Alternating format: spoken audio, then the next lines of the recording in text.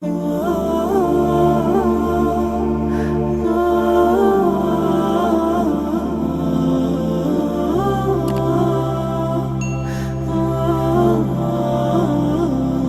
tolong garis bawahi betul.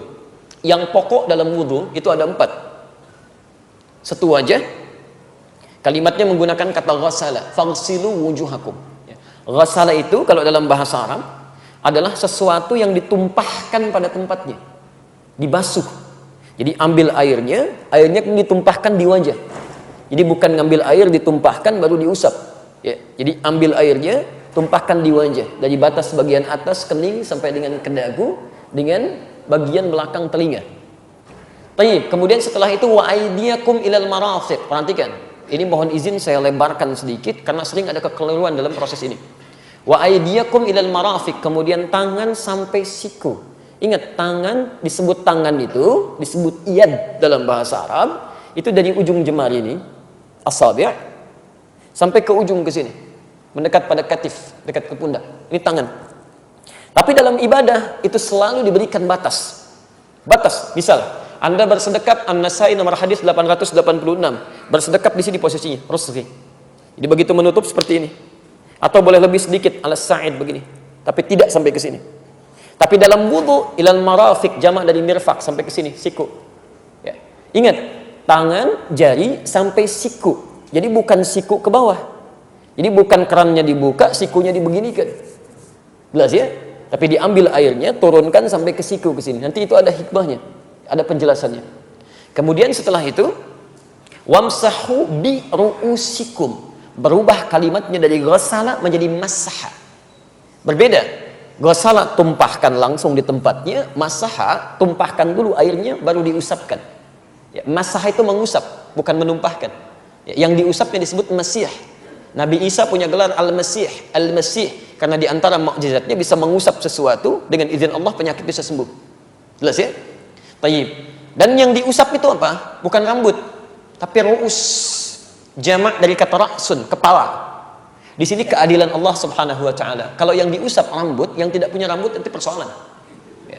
Maka di sini diartikan dengan tidak ada penafsiran. Ya. Jadi semua ulama nggak ada penafsiran. Yang dibasuh itu kepalanya sehingga merasap ke dalamnya.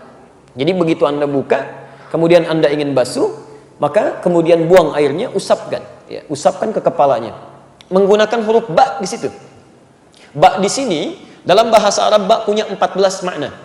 Tapi di sini para ulama sepakat ya 3 yang bisa diterapkan.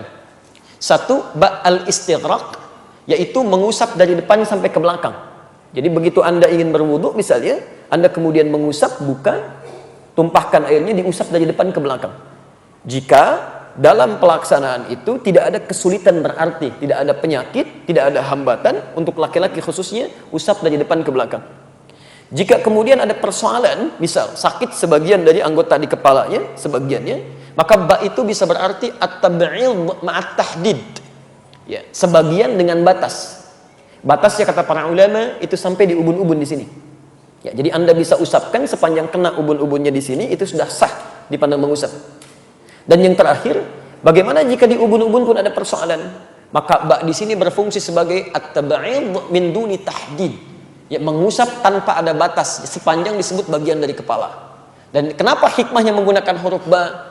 Karena Masya Allah, Allah lebih mengerti situasi kita, karena tidak setiap orang bisa mengusap secara sempurna. Ada perempuan yang mungkin menggunakan hijabnya dalam suasana di tempat tertentu nggak bisa dibuka. Ibu boleh ambil air di sini, kemudian usapkan sebagian kepala, itu sudah sah. Antum ada persoalan luka misalnya tertentu, kemudian usap sebagiannya, itu sudah sah wudunya. Dan jangan merasa tidak sempurna, karena syariat menetapkan itu. Yang keliru, walaupun dia sehat, tapi tidak mengusap kepala, cuman rambutnya aja. Sudah sisir, sudah bagus, minyaknya banyak, luar biasa, gitu kan? Gak mau berubah tampilan rambutnya, tiba-tiba utak, gitu kan? Selesai. Nah, kemudian tiba-tiba tunaikan sholat, itu tidak tepat. Yang terakhir, ya kemudian wa arjulakum ilal ka'bain, kembali membasuh, bukan mengusap, membasuh kaki sampai dengan ke mata kakinya. Itu yang pokok yang 4. Jadi selebihnya itu sunnah, dan sunnah itu berpahala dikerjakan. Ya, berpahala. Jadi kalau Anda sempurnakan dari mulai berniatnya, kumur-kumurnya, istinsyaknya, sampai telinga, sampai ke ujungnya, pahalanya lebih banyak.